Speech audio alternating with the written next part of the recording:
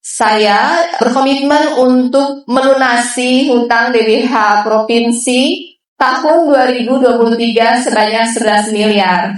Tapi kemudian saya juga minta komitmen bahwa 11 miliar itu dibayar langsung hutang BPJS Halmahera Utara saat ini sebesar 22 miliar. Dan berkomunikasi dengan BPJS Maluku Utara untuk bisa segera mengaktifkan BPJS-nya sehingga seluruh masyarakat Halmahera Utara bisa menggunakan fasilitas BPJS lagi, dan bulanannya mohon tidak dihutang lagi, dibayarkan on time. Jadi di sini ada mungkin ribuan menjadi saksi ya. Jadi ketika provinsi melakukan pembayaran hutang DBH 2023 diharapkan dipakai untuk melunasi hutang BPJS dari Halmahera Utara, dan harapannya mudah-mudahan bulan depan, mungkin terjelek bulan Mei, BPJS Halmahera Utara bisa aktif kembali. Jadi WhatsApp saya dan WhatsApp Pak Bupati Tarapono dengan orang yang tanya BPJS ya, berarti BPJS dianggap selesai. Ya, Kak, terima kasih atas kedatangannya. Yang sharing ini saat ini adalah bagaimana penduduk di wilayah Maluku Utara ketika membutuhkan akses layanan kesehatan tidak terkendala karena kartunya nonaktif. Peserta yang sudah mendaftar JKN ini totalnya 1,377 juta. Artinya sudah punya kartu BPJS, tapi BPJS-nya tidak bisa dipakai. Iya. Ada 242 atau sekitar 17% itu sudah terdaftar tapi nonaktif. Betul. Makanya jika ditambah 1.070 dengan 242.000, maka total 1.377.000 warga Maluku Utara atau setara dengan 98,8% semuanya sebenarnya sudah terdaftar. Iya. Berarti bisa dikatakan Maluku Utara udah UHC dong. Betul. Hari ini Maluku Utara sudah UHC. Iya. Hanya bahwa ada 17% dari warganya masih memiliki BPJS yang tidak aktif yang akan kita aktifkan. Betul. Transformasi mutu layanan. Gini. Apa gimana? Transformasi mutu layanan. Kayak gini. Jadi intinya bersama dengan Kedeputian Wilayah 10 tadi berdiskusi, kita mencari solusi Maluku Utara bisa UHC prioritas. Betul. Ya Ibu ya. Jadi pemegang KTP Maluku Utara dimanapun berada di semua rumah sakit yang menerima BPJS, ketika memberikan KTP-nya bisa langsung mendapatkan layanan kesehatan gratis tanpa harus menunggu aktif kembali dan pengurusannya karena sudah prioritas. Kita berdiskusi bagaimana caranya menuju ke situ dan sudah ada titik temunya. Mudah-mudahan bisa segera diimplementasi ya Bu ya. Kamu yang non formal bisa 42 juta sampai dengan 200 juta. Yang upah dengan minimal upah 3 juta aja bisa up to 300 juta termasuk beasiswa untuk anak. Saya berdiri di sini memberikan apresiasi, mengucapkan terima kasih kepada semua pihak yang sudah bekerja sama dengan baik. Kita harus berkolaborasi, bergandengan tangan untuk bisa mencapai target kepesertaan BPJS. Ini bukan hanya sekedar angka, tetapi kita membantu masing-masing individu untuk memberikan perlindungan ekonomi ketika sesuatu terjadi kepada diri mereka. Karena ini tentang nyawa.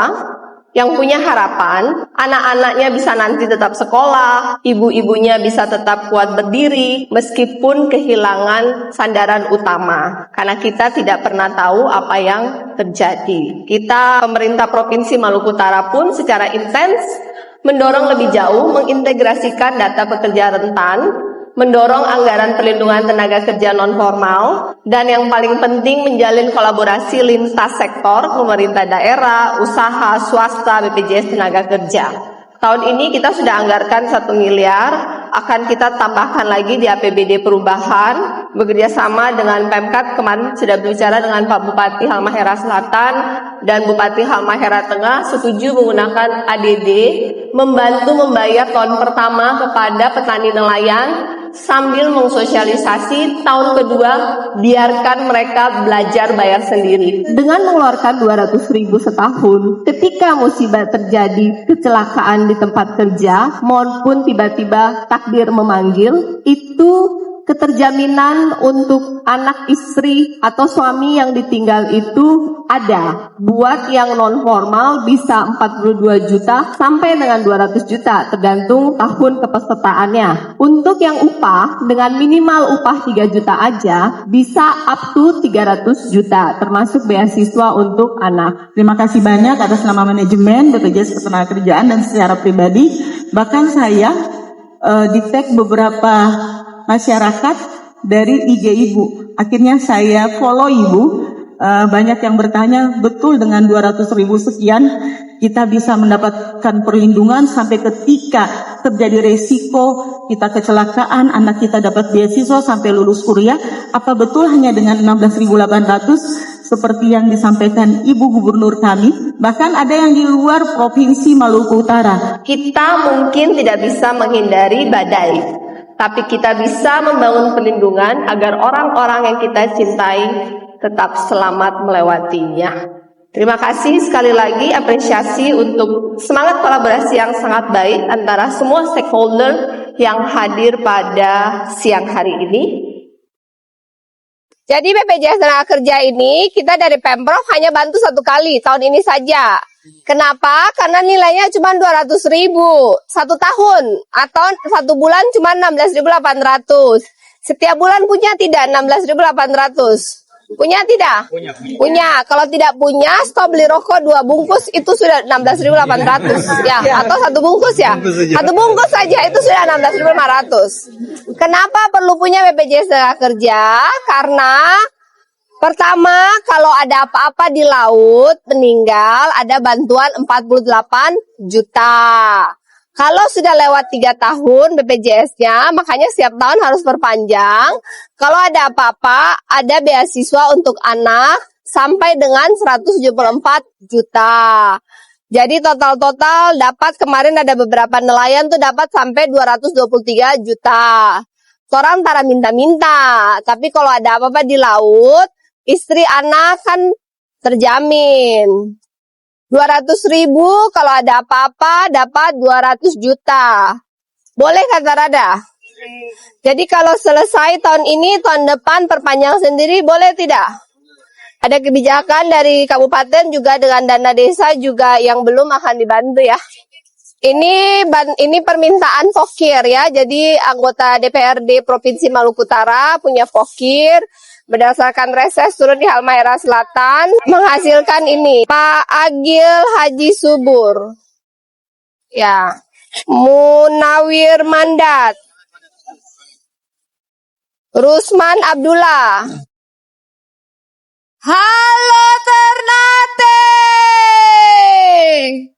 Ini pertama kali saya berdiri tanpa tongkat, tanpa kursi roda, di depan 60.000 masyarakat Maluku Utara. Kalian hujan, kalian basah, saya pun basah. Kalian sakit, saya pun sakit. Saya akan berhenti ketika kalian bahagia. Saya mengucapkan terima kasih dari lubuk hati saya yang paling dalam. Terima kasih karena telah berpanas-panas, hujan-hujan, berkumpul di sini. Menandakan bahwa kalian setuju akan ada pemimpin baru, seorang calon gubernur perempuan, wanita pertama di Maluku Utara. Setuju? Hampir di setiap titik masyarakat mengeluhkan soal lambatnya pemerataan pembangunan antar wilayah, terutama di desa-desa pesisir dan pedalaman.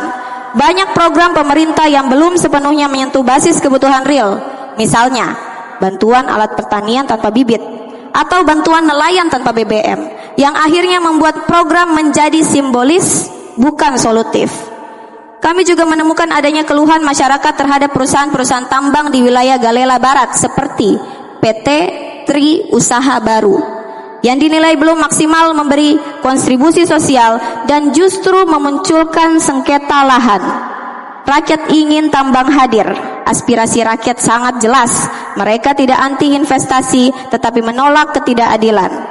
Sekali lagi, rakyat ingin tambang hadir dengan tanggung jawab, bukan hanya meninggalkan lubang tanah dan di hati masyarakat. Kami mengajak semua pihak untuk berhenti membangun, menata retorika dan mulai membangun jembatan. Jembatan nyata bagi rakyat. Jangan biarkan desa-desa di Tobelo, Galela, Kau dan Morotai terus menunggu dengan sabar. Sementara waktu berlalu, janji-janji pembangunan tinggal cerita. reses bukan hanya tempat untuk menampung harapan yang akan diluapkan. Reses adalah mandat rakyat yang harus diwujudkan. Sebagai penutup, kami ingin menyatakan bahwa seluruh aspirasi rakyat kami himpun dalam bentuk kepercayaan rakyat terhadap institusi DPRD yang pemerintah daerah. Kepercayaan ini mahal harganya, dan jika kita mengabaikannya, maka sesungguhnya kita sedang kehilangan legitimasi moral di hadapan rakyat. Selanjutnya saya akan membahas sedikit kepada pemerintah provinsi mengenai gugus tugas reforma agraria. Hal yang dihadapi masyarakat saat ini adalah permasalahan tanah.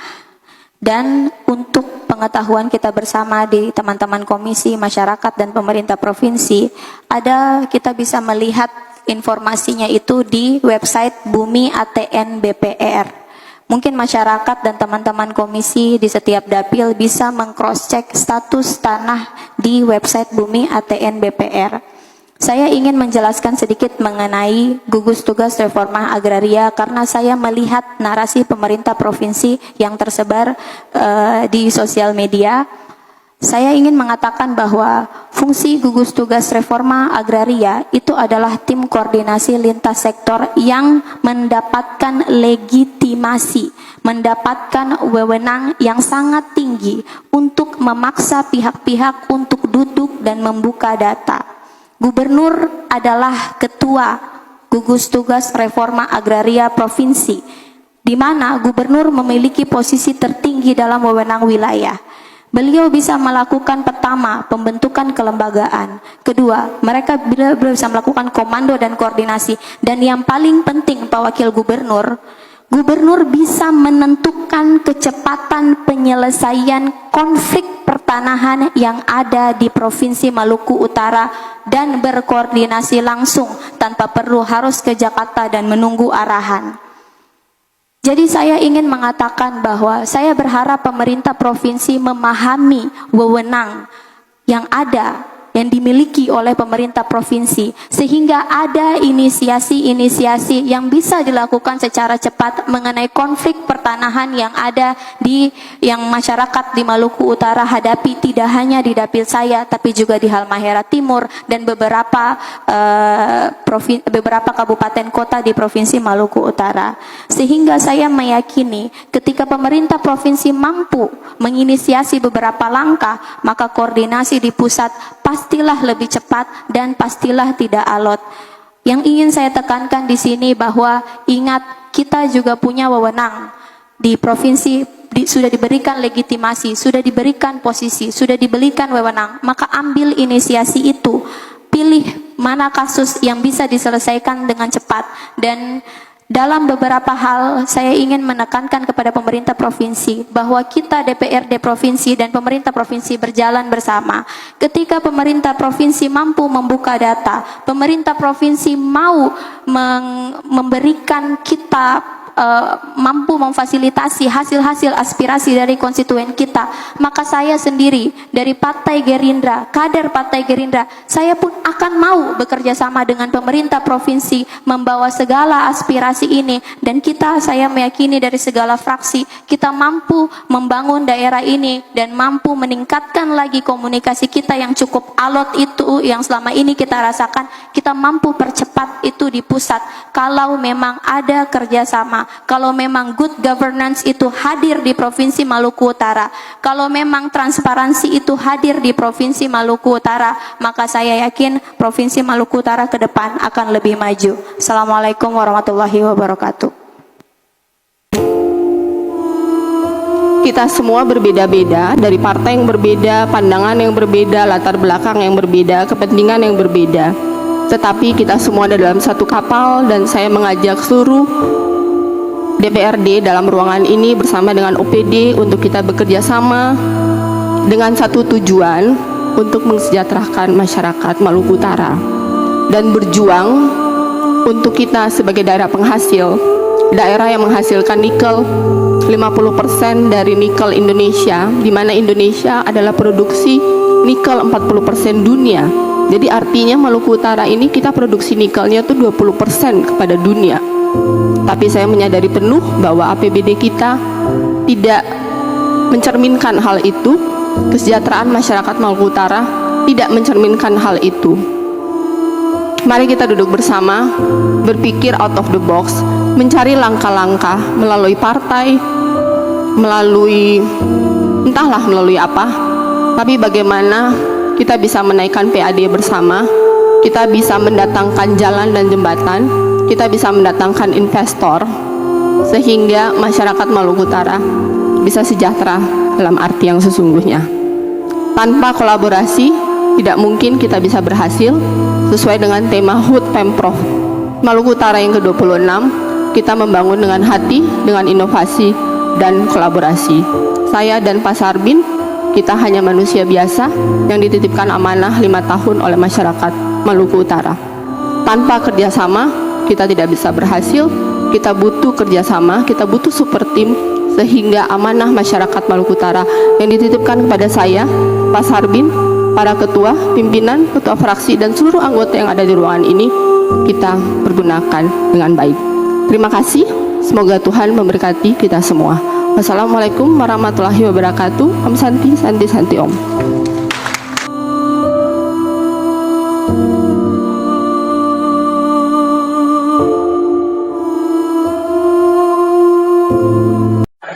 Abdul Ghani Kasubah habiskan 3 miliar rupiah untuk pesan gadis-gadis cantik pakai kode ayu dan cinta.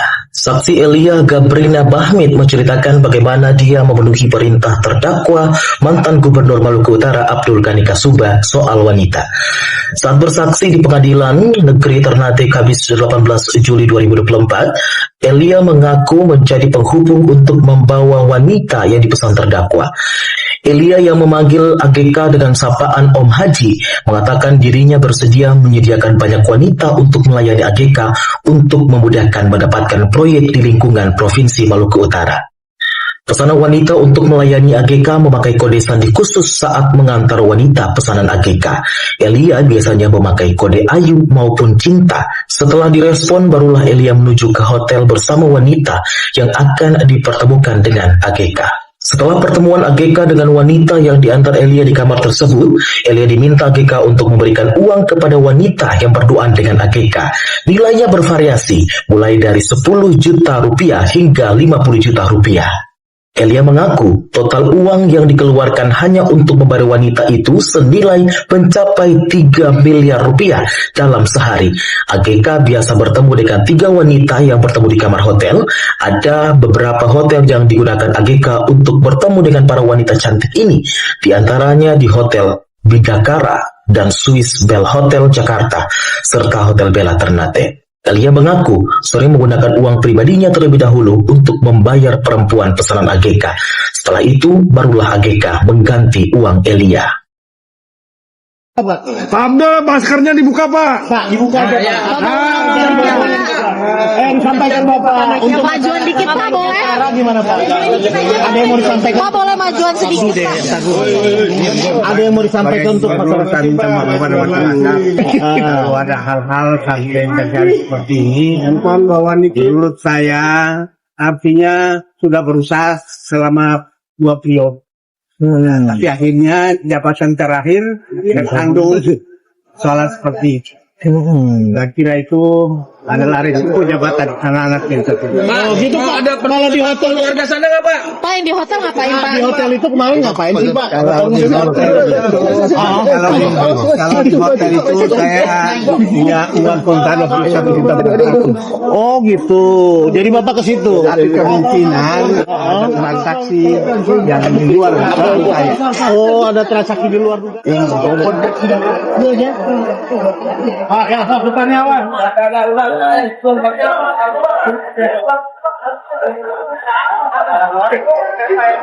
Ayo, jalan.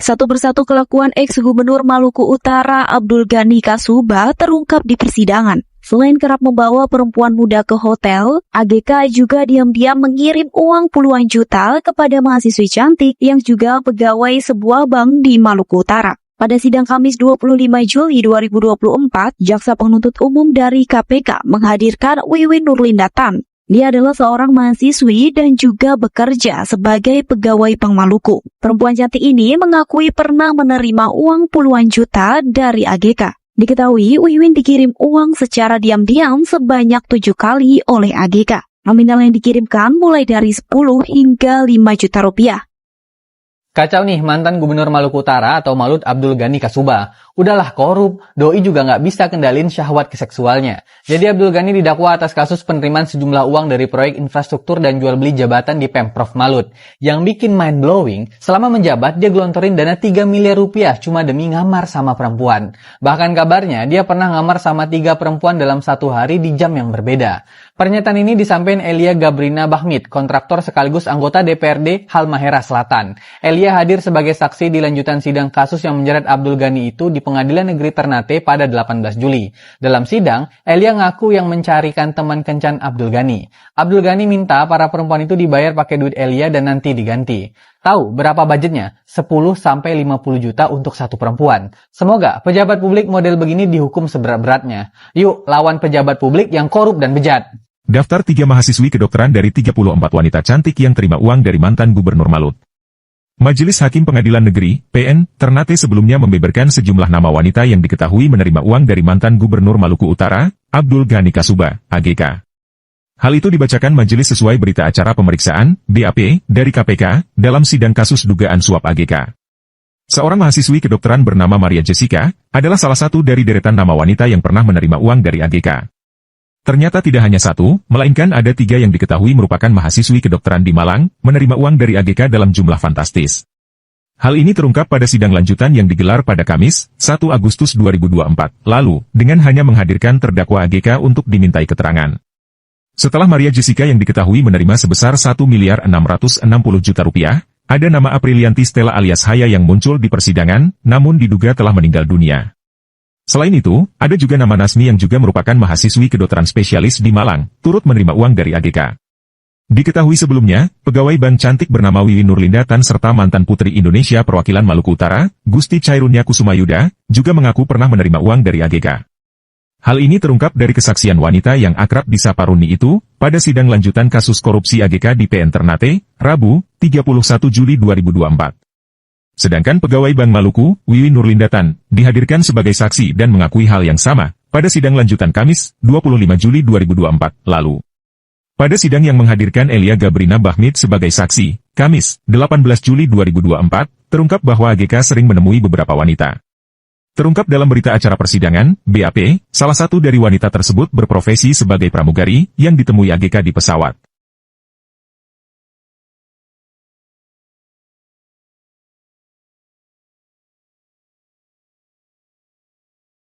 Cerita Wiwin, pegawai bank cantik yang akui terima uang dari mantan Gubernur Maluku Utara.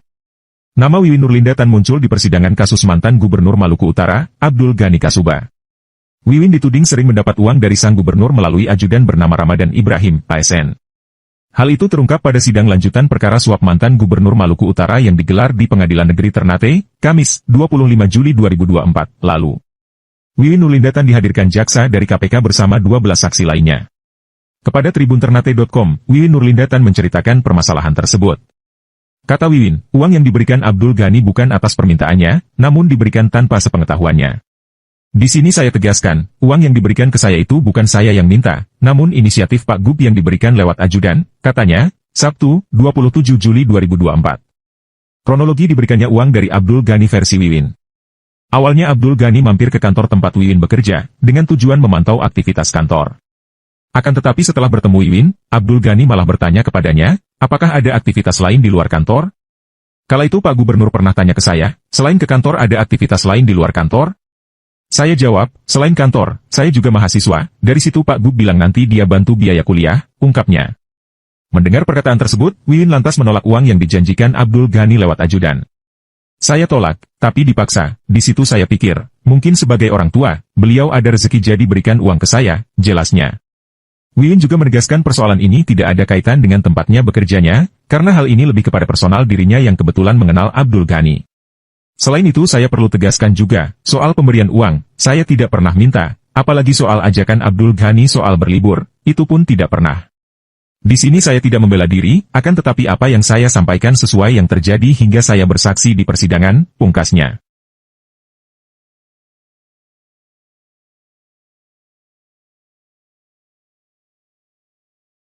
Tarik Kasuba, anak mantan Gubernur Maluku Utara kembali diperiksa KPK. Komisi Pemberantasan Korupsi, KPK, kembali memanggil anak mantan Gubernur Maluku Utara, Abdul Ghani Kasuba, Muhammad Tarik Kasuba. Komisaris PT Fajar Gemilang itu dipanggil sebagai saksi, untuk kasus dugaan suap dan tindak pidana pencucian uang, TPPU, sang ayah. Selain Tarik Kasuba, penyidik KPK juga memanggil saksi Edi M. Batubara alias Ucok, Wirawasta. Tarik Kasuba sudah sering diperiksa sebagai saksi. Terakhir dia diperiksa pada Senin, 15 Juli 2024. Saat itu penyidik mendalami menelusuri aset yang mengatasnamakan Abdul Ghani Kasuba beserta keluarga. Hal itu juga lewat saksi didalami KPK Helmi Jen, Dirut PT Duta Halmahera Mineral sekaligus Dirut PT Berkarya bersama Halmahera. Tim penyidik KPK telah menyita 3 bidang tanah dan bangunan yang berlokasi di wilayah Cikarang, Bekasi, Jawa Barat. 3 bidang tanah dan bangunan seluas kurang lebih 1.500 M2 senilai kurang lebih 2 miliar rupiah itu disita dari Muhammad Tarik Kasuba. Penyitaan dilakukan pada 15 Juli 2024. Adapun kasus TPPU yang sedang diusut KPK merupakan pengembangan dari perkara suap yang menjerat Abdul Ghani Kasuba. Dalam perkara pokoknya, Abdul Ghani didakwa menerima suap dan gratifikasi dengan nilai 109,7 miliar rupiah. Jaksa KPK menyebutkan, Abdul Ghani diduga menerima uang panas 99,8 miliar rupiah dan 30.000 dolar Amerika Serikat, AS. Uang itu diterima melalui transfer perbankan maupun secara tunai. Penerimaan uang diantaranya terkait proyek infrastruktur hingga suap jual beli jabatan. KPK kemudian mengembangkan perkara Abdul Ghani dan menetapkan 2 tersangka pemberi suap yang masih bergulir di tahap penyidikan. Mereka yaitu mantan Ketua DPD Gerindra Maluku Utara, Muhaimin Syarif dan Kepala Dinas Pendidikan dan Kebudayaan Maluku Utara, Imran Jakub.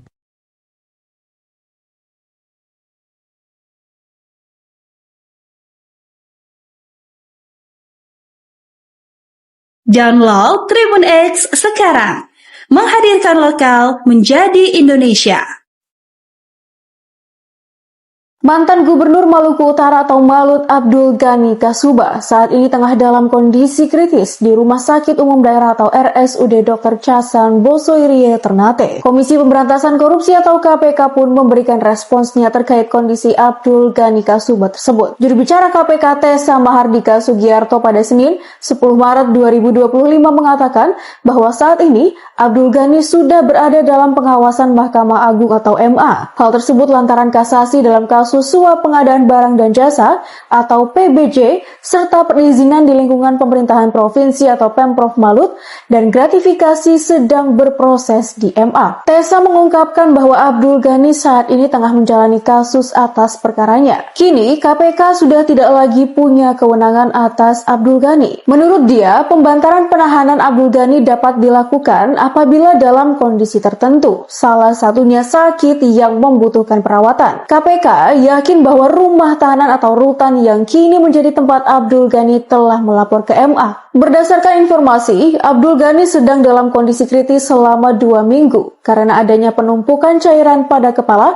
hingga akhirnya menekan saraf otak. Diketahui Abdul Ghani Kasuba telah divonis 8 tahun penjara dan denda 300 juta rupiah, subsidiar 6 bulan kurungan dalam kasus suap dan gratifikasi di lingkungan Pemprov Malut. Abdul Ghani juga dihukum membayar uang pengganti sejumlah 109,05 miliar rupiah atau 90.000 US dollar. Abdul Ghani telah terbukti secara sah dan meyakinkan menurut hukum bersalah melakukan tindak pidana korupsi yang diancam pidana dalam pasal 12 huruf A, junto pasal 18 Undang-Undang tentang Pemberantasan Tindak Pidana Korupsi. Lalu, pasal 12B junto pasal 18 Undang-Undang tentang Pemberantasan Tindak Pidana Korupsi, junto pasal 65 ayat 1 KUHP. Vonis terhadap Abdul Ghani lebih rendah dari tuntutan Jaksa Penuntut Umum atau JPU KPK yang meminta agar majelis hakim menjatuhkan hukuman selama 9 tahun 6 bulan dan denda sebesar 300 juta rupiah, subsidiar pidana kurungan pengganti selama 6 bulan.